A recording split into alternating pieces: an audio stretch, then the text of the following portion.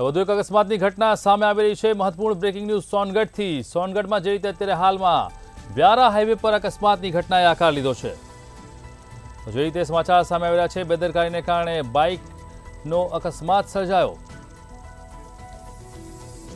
Doswada petrol pump સામે અકસ્માત સર્જાયો, જેને કારણે આ અકસ્માતની અંદર સોનગઢ હાઈવે પર ચક્કાજામ થયો હતો।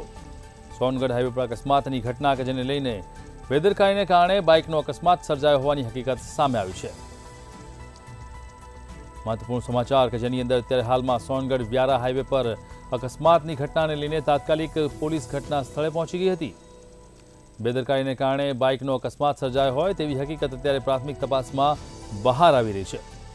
ડોસવાડા પેટ્રોલ પંપ સામે આ ઘટનાએ આકાર લીધો, જેના ફૂટેજ સામે આવતા જ પોલીસે તપાસ કાર્યવાહી શરૂ કરી છે, પરંતુ એક બાઇક ચાલક ટ્રકની અંદર ઘૂસી ગયો। બેદરકારીને કારણે અકસ્માત થયો હોય તેવી હકીકત અત્યારે હાલમાં સામે આવી રહી છે।